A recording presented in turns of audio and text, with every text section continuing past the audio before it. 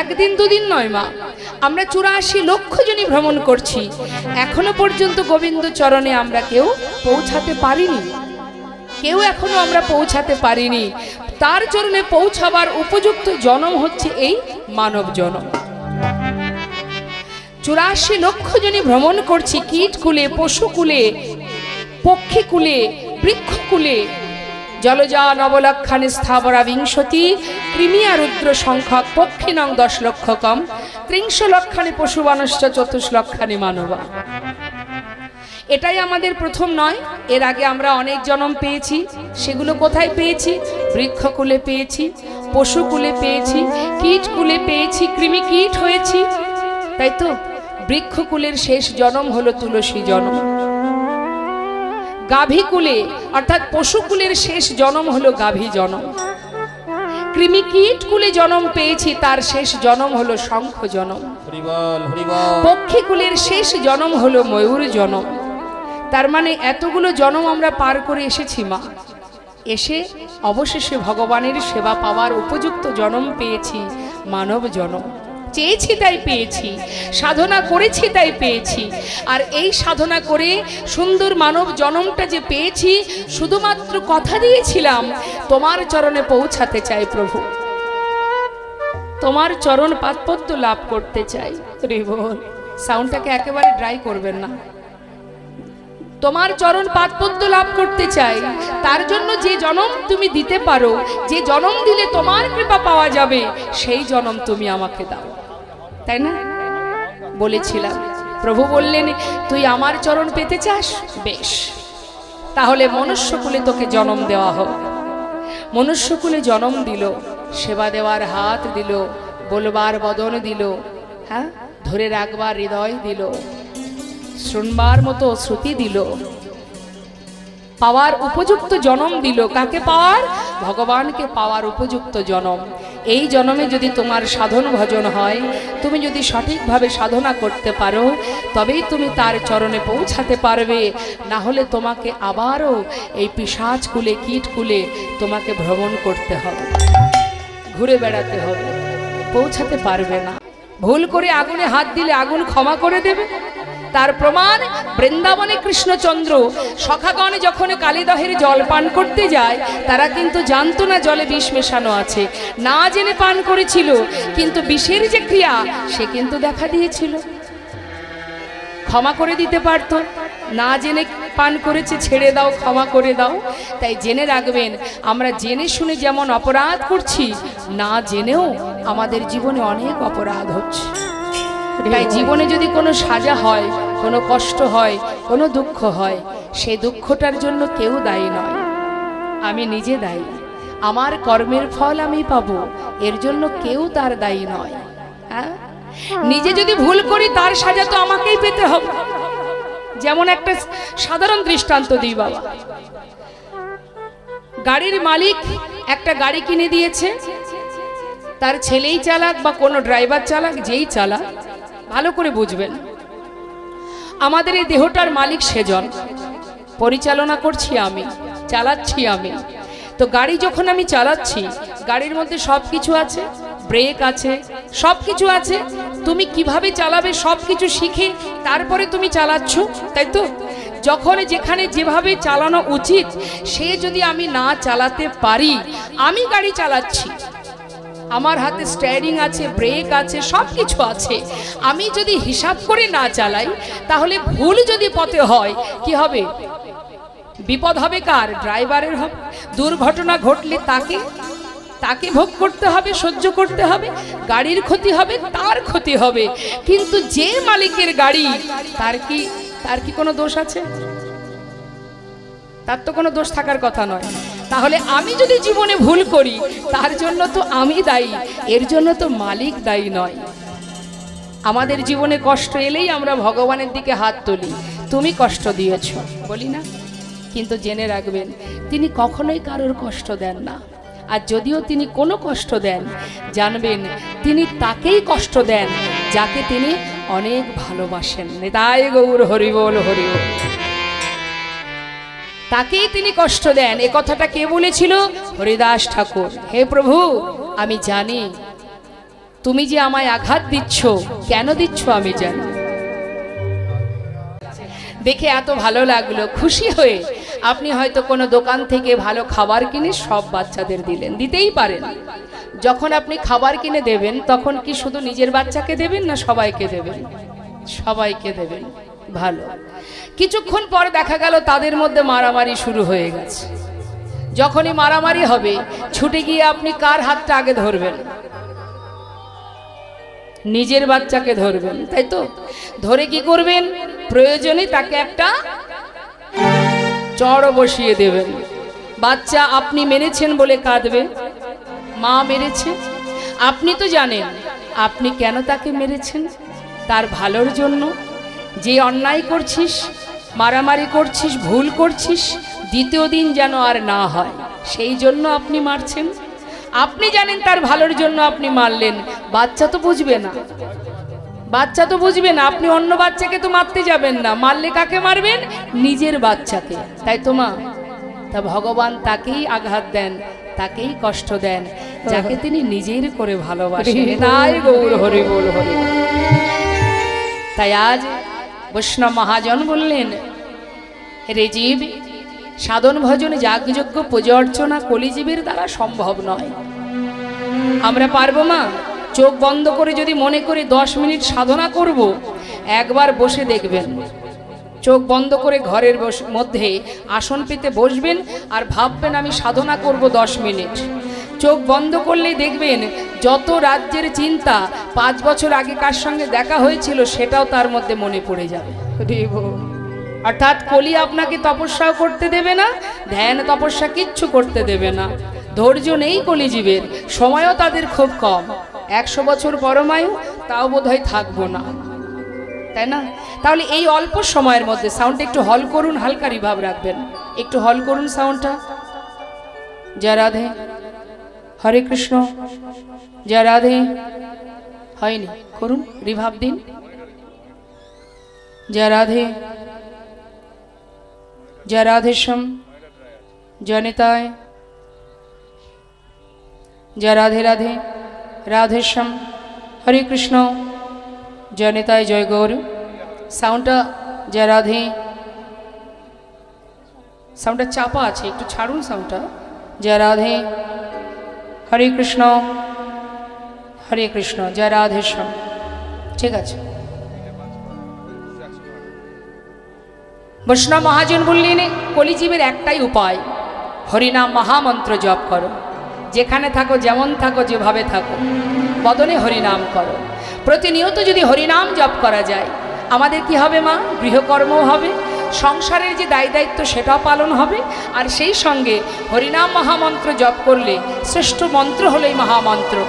সমস্ত দেবদেবীর পূজায় যেগুলো আমরা স্তব করি সেগুলোকে বলা হয় মন্ত্র, আর হরিনামকে বলা হয় মহামন্ত্র। তা মহামন্ত্র যদি কোনো জীব জপ করতে পারে, সে যেভাবেই থাকুক, যেমনই থাকুক, অপবিত্র পবিত্র বা সর্ববস্তাঙ্গত বা যশারি পুণ্ডরীকাক্ষ সবার অভ্যন্তর সূচি। অর্থাৎ বাহির ভিতর যখনই তুমি হরিকে স্মরণ করবে, হরি নামকে স্মরণ করবে, সঙ্গে সঙ্গে তোমার ভিতর বাহির পবিত্র হয়ে উঠবে। তাহলে বাবা, আমাদের কখনো কখনো আমরা ভাবি যে শুদ্ধ বসন পরা নেই, ধোয়া কাচা কাপড় পরা নেই, বা আমি কর্ম করছি, রান্না করছি, ভগবানের নাম করব কখন, সময় কোথায়? সময়ের কোনো প্রয়োজন নেই। স্থান, কাল, পাত্র, সময় কিছুরই দরকার নেই।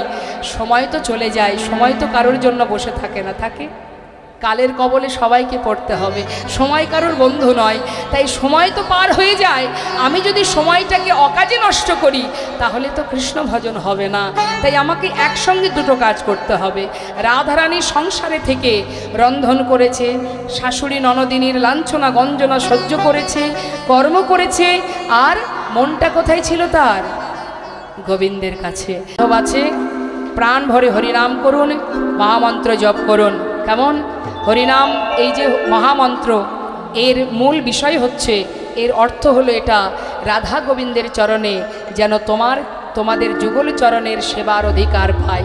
হরিনামের মাহাত্ম্য এটা। তাই সবাই মিলে আমরা হরিনাম করব, ভগবানের চরণে আত্মনিবেদন করে। দুহাত তুলে হরে কৃষ্ণ, হরে কৃষ্ণ,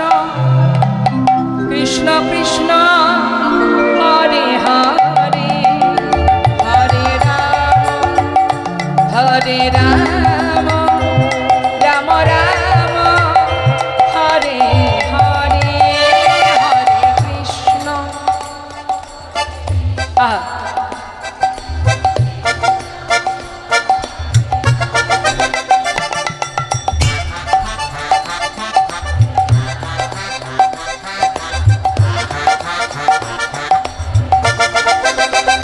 আমি বলবো যারা দাঁড়িয়ে আছেন বসার জায়গা পাননি এটা সত্য, কিন্তু আপনারা যে এসেছেন ভগবান তো দেখছে, তাই একবার সবাই যে যেখানে দাঁড়িয়ে আছেন দুহাত তুলে একবার মহামন্ত্র জপ করুন।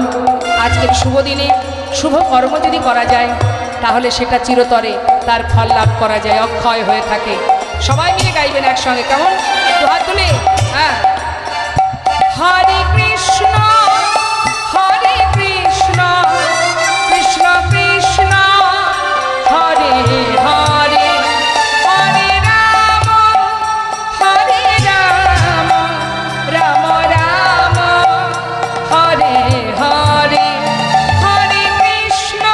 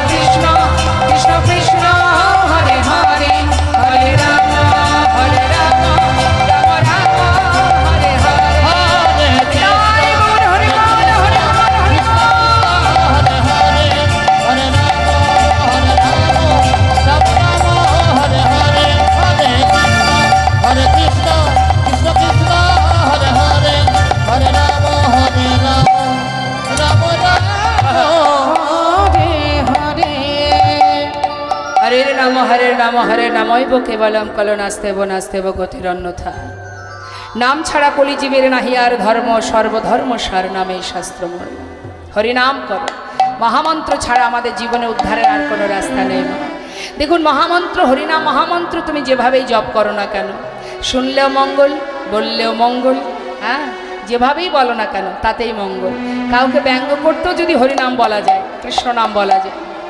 অনেকে আছে না নাস্তিক ব্যক্তি, দেখবেন সাধুদের দেখলে ব্যঙ্গ করে, হরে কৃষ্ণ, মনে করুন সে জীবনে বলে না, তার বলতে ভালো লাগে না, নাস্তিক পাষণ্ড, কিন্তু সাধুদেরকে ব্যঙ্গ করার জন্য মুখে বলে হরে কৃষ্ণ জয় নিতাই বলে, তো তারাই দেখবেন আগে উদ্ধার হয়ে যাবে। কেন জানেন? তার বড় প্রমাণ জগাই মাধায় উদ্ধার।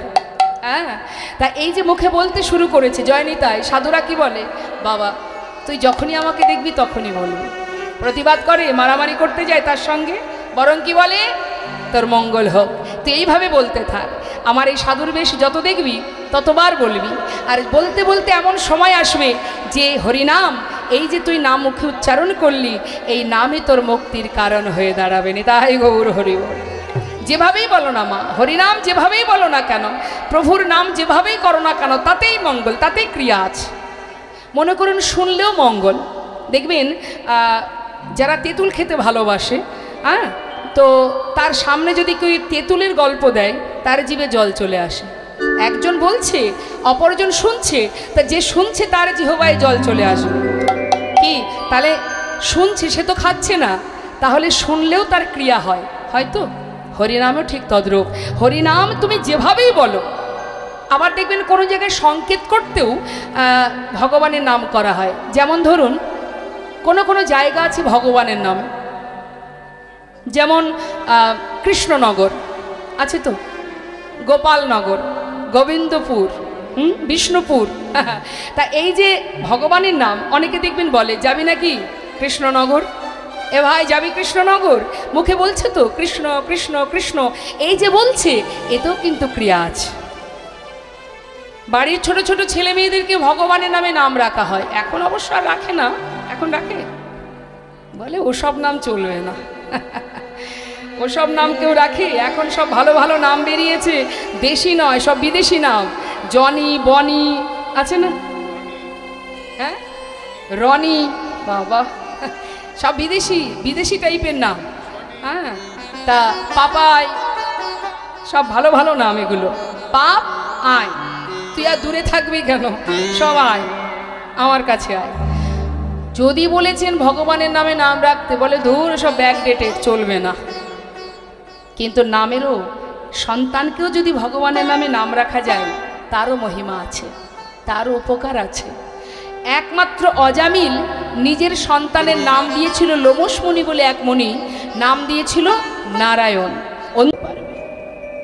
आदत बुरी सुधार लो, बस हो गया भजन। आदत बुरी सुधार लो, बुरी माने खाराप। যত রকমের খারাপ নোংরা মানসিকতা, চিন্তা ভাবনা আমাদের মধ্যে বিরাজ করছে, বসবাস করছে, এগুলোকে যদি আমরা শুধরে নিতে পারি, যদি আমরা নিজের চিত্তকে স্থির করতে পারি, ভজনের পথ পরিষ্কার। সঠিক কর্ম করো, সঠিক পথে চলো, সৎ সঙ্গ করো, অসৎ সঙ্গ করো না। আর কেউ তোমার পাশে থাকুক বা না থাকুক, একজন তোমার পাশে অহরহ থাকবে। হ্যাঁ, আর কি বলছে, আয়ে হো তুম কাহা সে আর যাওগে কাহা, ইতনা দিল বিচার লো, বস হো গয়া ভজন। তুমি কোথা থেকে এসেছো আর কোথায় যাবে, একবার ভাবো, চিন্তা করো, এটা তো আমার ঠিকানা নয়, আমার যে ঠিকানা সেটা কোথায়। যেদিন তুমি সেই ঠিকানার সন্ধান পাবে, আর তোমাকে কেউ ধরে রাখতে পারবে না। তুমি তোমার আসল কোনটি, নকল কোনটি, সেটা তুমি চিনতে পারবে না। তাই গৌর হরিবল হরিবল। তাই তো আজ মহাজন বলছে, হরিনাম শুনলে মঙ্গল হয়, হরিনাম করলে কৃষ্ণ প্রেমের উদয় হয়। আসুন, আমরা গৌর কথা শুনছিলাম তো মা, এবার লীলায় চলে যাব। তাই তার আগে যে মহাজনের পদাবলী শ্রবণ করছি, সেই মহাজনের চরণে একবার প্রণাম জানাবো। আসুন সবাই মিলে একসঙ্গে গাইব। শ্রী গৌরাঙ্গের ভক্তগণে নিত্য সিদ্ধ হরি মনে, গৌরাঙ্গের ভক্তগণে নিত্য সিদ্ধ হরি মনে, সে যায় ব্রজেন্দ্র সুত পাশে রে, সে যায় ব্রজেন্দ্র সুত পাশে রে, ওই মাসে যায় ব্রজেন্দ্র সুত পাশে রে, সে যায় ব্রজেন্দ্র সুত পাশে রে, সে যায় ব্রজেন্দ্র সুত পাশে। গৌরমণ্ডল ভূমি যে বাজানে চিন্তামণি, গৌরমণ্ডল ভূমি যে বাজানে, আমার গৌরমণ্ডল ভূমি যে বাজানে চিন্তামণি, তার হয় ব্রজধামে বাস রে, তার হয় ব্রজধামে বাস রে, তার হয় ব্রজধামে বাস রে, তার হয় ব্রজধামে বাস রে, তার হয় ব্রজধামে। গৃহেতে বনেতে থাকো হা গৌরঙ্গ বলে ডাকো, গৃহেতে বনেতে থাকো হা গৌরঙ্গ বলে, তোমরা গৃহেতে বনেতে থাকো হা গৌরঙ্গ বলে, তোমরা গৃহেতে বনেতে থাকো হা গৌরঙ্গ বলে ডাকো। নরতম মাগে তার সঙ্গ, নরতম মাগে তার সঙ্গ, নরতম মাগে তার সঙ্গ, নরতম মাগে তার সঙ্গ, নরতম মাগে তার সঙ্গ। ঠাকুর নরোত্তম দাসের পদাবলী দিয়ে আমরা গৌর কথা শ্রবণ করলাম। চলে যাব আমরা লীলা কথায়, চলে যাব শ্রীধাম বৃন্দাবনে। কেমন বৃন্দাবনে গোবিন্দ চরণ পেয়েছিলেন মস্ত বড় জমিদার লালাবাবু।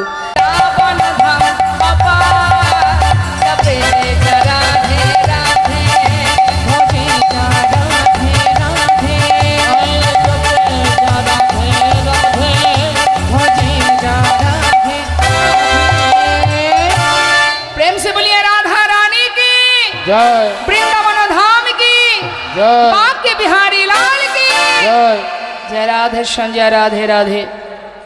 মা যশোমতী তিনি রন্ধনশালায় রন্ধন করছেন। দুষ্টু গোপাল গিয়ে জিজ্ঞাসা করছে, মা তুমি কি রান্না করছো? মা বলছে, বাবা তুমি যেটা কখনো খাওনি আমি সেটা রান্না করছি আজ। তো যেটা কখনো খাইনি সেটাই রন্ধন হচ্ছে, সেটাই সুন্দর করে তৈরি করছে।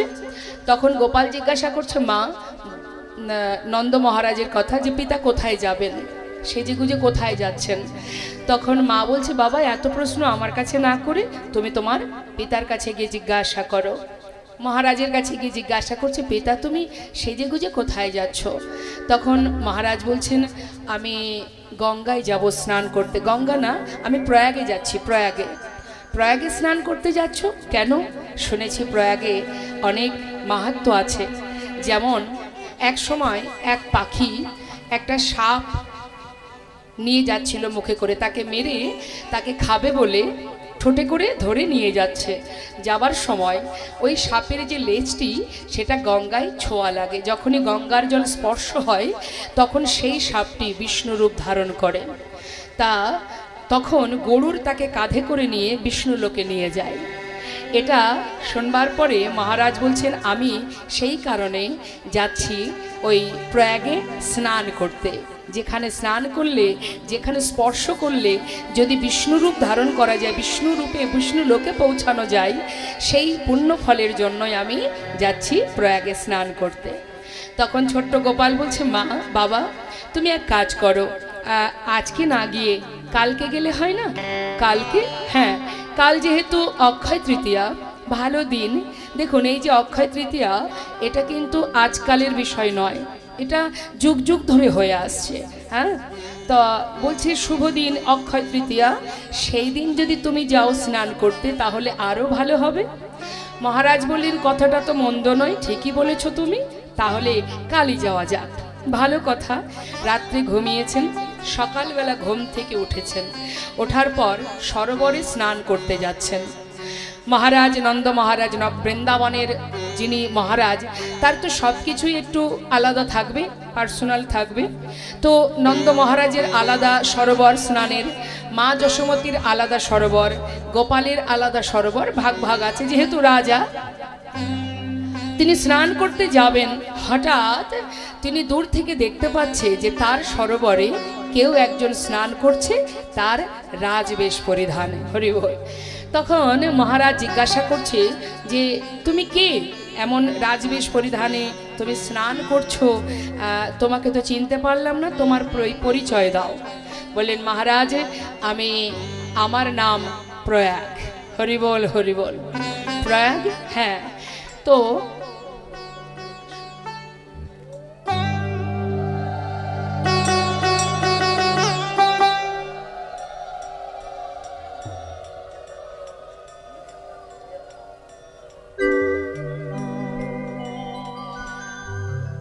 বলছে, তুমি কেন বৃন্দাবনে? তখন প্রয়াগ বলছে নিজ মূর্তি ধারণ করে, হে মহারাজ, সারা জীবন সারা বছর ধরে মানুষ প্রয়াগে স্নান করে তাদের সমস্ত রকমের জ্বালা যন্ত্রণা পাপ তাপ দূরীভূত করার জন্য। তা সারা বছর ধরে যে পাপ আমি বহন করি, আর সেই পাপ মোছার জন্য, সেই পাপ দূর করবার জন্য আমরা আজকের দিনে এই তিথিতে, মা এই অক্ষয় তৃতীয়াতে, এই তিথিতে আমরা বৃন্দাবনে আসি। বৃন্দাবনে এসে আমরা নর্মদা ভাগীরথী সবাই এসেছে স্নান করতে।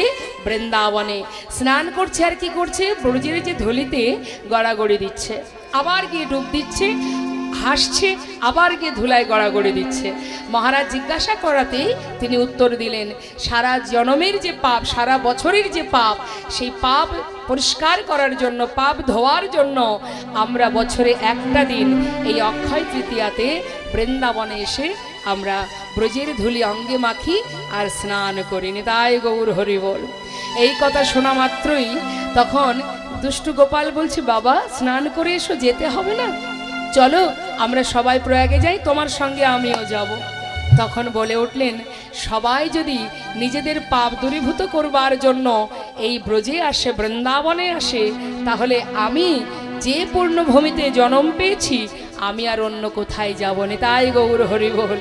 তাই মা আজ সেই দিন, আজকের সেই দিন, এই তিথিতে সবাই আসে ওই বৃন্দাবনে স্নান করতে, শুদ্ধ হতে, পবিত্র হতে। আজ সেই দিন। তো এই রকম অনেক ঘটনা আজকের দিনে ঘটেছে। অনেক লক্ষ্মী পূজা, গণেশ পূজা, লক্ষ্মী নারায়ণের পূজা সব কিছু আজকের দিনে হয়, বিষ্ণু পূজা। তো এই শুভক্ষণে, শুভ দিনে কখনো কাউকে কটু কথা বলা, হ্যাঁ, বা দেখুন আমাদের জীবনে শুভ দিন যেমন আর একটা দিন আছে বিজয় দশমী তিথি, সেটা একটা শুভ দিন। শুধু তাই নয়, আরও একটা দিন আছে কার্তিক মাসের প্রথম দিন। যারা গৌড়ীয় বৈষ্ণব সমাজে, তাদের বছর শুরু হয় ওই গৌড়ীয় তিথির ওই কার্তিক মাসের পয়লা দিন থেকে। হ্যাঁ, তো এইরকম কিছু কিছু দিন আছে যে দিনগুলো আমাদের জীবনে শুভ, তার কোনো সময় অসময় নেই, সারাদিনই শুভ। কখনো আমরা পঞ্জিকা দেখি না কয় ঘন্টা শুভ, কোনটুকু অশুভ, এরকম কোনো বিষয় নেই। এই দিনটা শুভ, শুধুই শুভ। যখনই যে কর্মই করো না, বসুন, যে কর্মই আপনি করুন না কেন, ভালো কাজ যদি করা যায়, ভালো কথা, ভগবত ভক্তি কৃপা লাভ করা যায়। আজকের দিনে অনেকে দেখবেন হাল খাতা করে, কেউ বা সোনা কেনে, হ্যাঁ, সেটা ভৌতিক জগতের বিষয়, কিন্তু আমাদের মাথায় রাখতে হবে ভক্তি জগতে আমাদের প্রবেশ করতে হবে। যতটুকু ভক্তি অর্জন করতে পারবো আজকের শুভ দিনে, যতটুকু আমরা হরিকথা, কৃষ্ণ কথা বা ভগবত কৃপা, তার সেবা, এগুলো দিতে পারবো, দান করতে পারবো।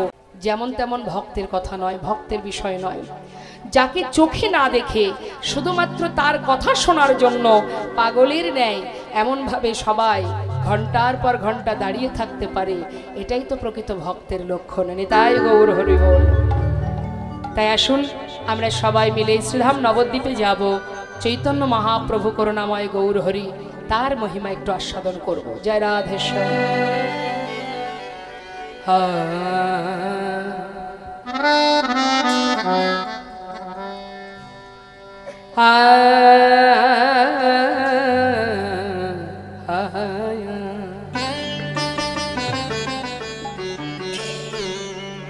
শ্রী গৌরাঙ্গের দুটি পদ, ও হে